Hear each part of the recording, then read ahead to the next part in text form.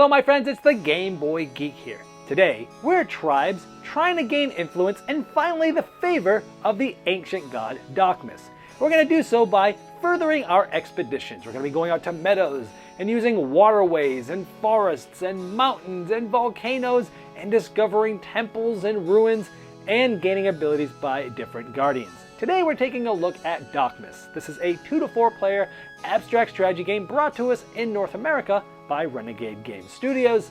And this is going to be a rule school, so I'm going to teach you how to set up and play the game rule for rule so that you don't have to read the rule book yourself. I've placed timestamps in the description of the video in case you want to jump to a specific spot in the rules.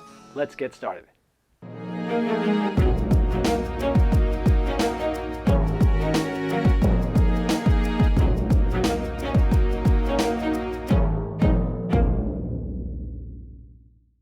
Dokmus is an abstract strategy game for 2 to 4 players where every game feels different because these tiles are randomly placed out, different orientations, and different sides.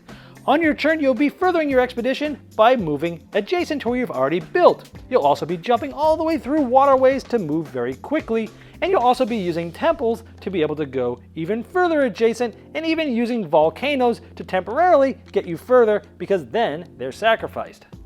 But each player will get to secretly select one of these guardians each round, which will give them special abilities like rotating map tiles, moving their own pieces, or doing any one of these, or becoming first player. Not only will you score points by visiting ruins, but also temples, both on one map tile and as many as you can, as well as sacrificing different pieces throughout the game. To set up, each player is going to select a color and take all 25 tokens of that color. These tokens represent the resources of that player's expedition, like food, tents, and valuables to use as sacrifices. They're also going to take their scoring marker along with it. Any colors not used in the game can be placed back in the box.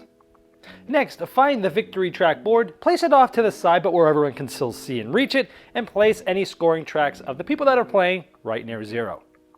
Now the rest of the setup is going to be for 3 or 4 players. At the end of this video, I'm going to go over the setup and the slight rule variations for 2 players, but even if you're playing with 2 players, watch this entire video because many of the rules are the same. You will then set up a randomized board like this with the 8 tiles, leaving the center empty. Not only will you be randomizing which tile goes where, but also the orientation and which side, because each of these tiles, like this one says 8A, when you flip it over, it will say 8B. So you're going to randomize both the orientation, the placement of the tile, and which side is up, so every game will feel very different. Next, you'll select a first player. This can be done in any random method you prefer, or if you like, you can take the 5 guardian tiles, shuffle them up, they all have the same back, and then deal them out and specify who will get the first player that way. The first player will always get the talisman marker. Now, starting with the player that's sitting to the right of that first player with the talisman, this effect is going to be the last player in turn order because things are going to be going clockwise from the talisman player. So the last player, that player to the right, is going to pick one of these 4 corner boards and they're going to place one of their tokens on it. This is going to be followed in counterclockwise motion for each of the players, so that the last player to place will be that first player, the one with the talisman. And when you choose a board, you have to choose one that no one else has chosen, so it has to be empty at this point. And you have to choose a spot that's on the outer edge of that tile, and it has to be either a meadow, which looks like this, or a forest, which has the trees. So on this tile, we have 1, 2, 3, 4, 5, 6, 7, 8, 9 possible places that you could place it. Well, let's say they pick here. So at this point, once everyone's done, in this case with 4 players, we have 1 on each of the 4 quadrants. Remember, you can't place on the same tile that someone else has placed. If this is your first time playing, you won't really know the strategy of where to place it, so just pick any place that looks great to you. The object of the game is to have the most points, and you'll get points by building adjacent to both large and small temples, as well as for how many different tiles you're adjacent to at least one temple. You'll get points for going on top of ruins. And you'll get points for sacrificing a specific amount of tokens. The game lasts 8 rounds. In each of those 8 rounds, there's 3 phases. In the first phase, you'll be selecting a guardian card, which will give you a special ability for that round. Then you'll move on to placing tokens adjacent to where your other tokens are, and using the ability that you got that round, and then you'll be getting ready for the next round. So each round starts with the guardian card selection phase. In this phase, the player that has the talisman will take all of these cards, they'll take them in their hand, and they will secretly select one of these to place in front of them. We'll go over what all these do in detail later. Once that first player has selected their Guardian tile and placed it face down so no one can see it, they'll take all the other Guardian tiles and they'll pass them face down to the next player clockwise. Once the last player has selected their Guardian card, they take any cards left over and place them off to the side face down without letting anyone see what they are. There'll be a different number of tiles of these depending on the amount of players that are playing. Next, you move on to the player turns phase. In this phase, we call out Guardian card number 1. The player that selected the Guardian card number 1 will flip it over and they will take their turn. If nobody has the number 1 Guardian card, you simply move on to the number 2 Guardian card. They will take their turns. I'm going to teach you what to do on your turns next, but this flow will continue for this phase of the game where you'll continue to go up by 1 to see who will go next until all players have taken their turns. On your turn, you have 3 tokens to place. You also have the Guardian action for that turn. You can do them in any order. You can place one of these, then do a Guardian action, place the next 2, or you can take the Guardian action first and then all of these, or you can take all of these and this last, or any combination you can think of. You can do these in any order. I'm first going to go over all the different things that can happen when you place your tokens, and then I'll go over all the Guardian actions afterwards, but keeping in mind you're only having 3 tokens to use and 1 Guardian action on each of your turns. Now, if you decide to place one of your tokens, you must place it adjacent orthogonally, which means up, down, left, or right from a token you already have on the board. So from here, the only places I could go are here, here, or here. These are meadows because they're blank, and that is a forest. Let's say we go into a meadow. Anytime you go into a meadow, there's no special effect and nothing happens. The next terrain I want to talk about are the volcanoes. They look like a mountain, but they have red lava in them. And mountains you can never place a token on. You use volcanoes to help you get further that round because at the end of your turn, these are going to get removed, which I'll show you in just a moment. So you could place this one here to temporarily have a token there, and then we can go adjacent, say like this. At the end of my turn, anything that was placed on a volcano would get sacrificed. This is the last time I'm going to show you this sacrifice area during the gameplay. Anytime I say sacrifice a token, you're placing it in this area on the right side of the score track. These will help you get points towards the end of the game, which I'll go over in detail later. Now, I would have used up all 3 tokens for this round, and I would have possibly have used this Guardian ability sometime throughout the turn, but we're just going to pretend like it's my turn again, and this is still the ability I have. Again, I'll go over those abilities later. I want to go over all of the ways that you can place your tokens. So let's pretend it's a new turn, and I have 3 more pieces to place. This is a large temple. The smaller red ones are small temples. Both small and large temples work the same way, where if you have a piece that is adjacent to this, you can then move adjacent to this. So for example, I am here, which makes any spot that's adjacent to this also able to go. However, these are mountains and they can never be built on. So even though these are adjacent, I can't go on these because they're mountains. However, I can go here because this place is assumed to be adjacent to here because there's a temple adjacent to those. If you place onto a forest spot, you may have to sacrifice one of your tokens. You'll need to do so if you don't have any other adjacent forest spots that you have a token on. In this case, this is the only forest spot adjacent to each other that I have a token on, so I would need to sacrifice one of my tokens. However, if I already had a piece here and I wanted to go here or here, I can place there without having to discard a piece to the sacrifice area because it's already adjacent to one that already has a forest on it. Now keep in mind you're only placing 3 units, but I'm going to continue placing more for examples reasons. This is a waterway. When you use a waterway, you can go to anything adjacent orthogonally to any of those waterway spots. And the forest is important because when you use a waterway, even if you don't have a token adjacent to any of these forest spots, you don't have to sacrifice one because you've used a waterway to get to that forest. However, anytime you use the water, you must sacrifice one of your tokens. Another example of when you don't have to sacrifice a token when building on a forest is if you're already on a forest adjacent to a temple and you build onto another forest spot adjacent to that same temple.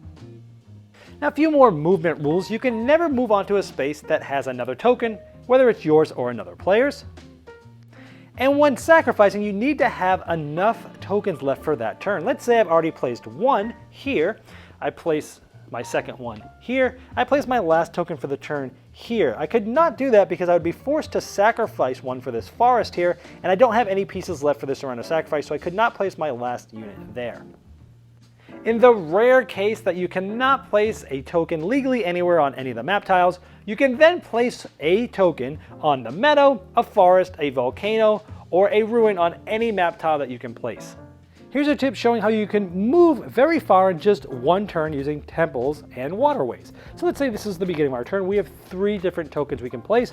We're adjacent to this temple, which means we can also go through this waterway, and there's a temple here, so we can actually go from here all the way to here. Now remember, anytime you go through a waterway, you need to sacrifice one of your tokens, and then since we're here, we're also adjacent to this temple, which means we're also adjacent to it over here. So I've just used my 3 tokens, one here, and one I used to sacrifice getting through the water. So using temples and waters can have you move very far in just one turn. Now there's one more terrain type that I have not gone over. This is the ruins. They give you points, but they also allow you to take extra guardian actions, which we haven't gone over yet. So let's go over these guardian actions. If you take the guardian number 1, you can take the talisman from whoever has it. That will mean that you'll be the first player next round. The number 2 guardian allows you to move a map tile, shown by this map tile moving with those arrows. When moving a map tile without rotating it, you'll move that map tile into where the empty square is, like something like this. If the board looked like this, you can actually move a map tile through another map tile into that empty spot.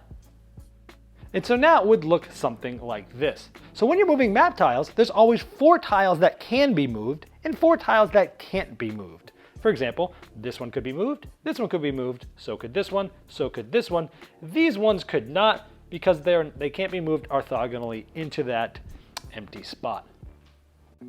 The number 3 guardian allows you to move one of your tokens to an adjacent area. Now those tokens can be starting on either a meadow, a forest, or a volcano. So if I had just placed this onto a volcano, I could then use this ability to move this adjacent. And when you move it adjacent, you can move it into a meadow, a forest, a volcano, or ruins. You can never cross waterways in this way.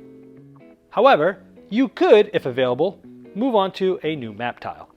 Also, when using this ability, if you move on to a forest terrain, you never have to sacrifice one of your tokens. The number 4 guardian allows you to rotate any map tile 90 degrees in either direction, clockwise or counterclockwise. So we might move this other player's one and rotate it like so, so it's harder for them to get here and to get over here. The number 5 guardian allows you to do any one of the abilities from the number 2, 3, or 4 guardian. Essentially, you have the move token, you have the move map tile, or you have the rotate map tile. All those logos are in that tile. So earlier I told you about the ruins and how they can score you points, which we'll go over detail at the end. But if you are able to build here, you're able to take an additional guardian action of the numbers 2, 3, or 4, which essentially is the same thing as if you had this tile. So I'm showing you this here. So when you build on a ruins, you can either move a map tile, move a token, or rotate a map tile. Keep in mind, if it was your turn and you had this tile, you could have done the 2, 3, or 4 guardian once because of this, and again because you had built on the ruins.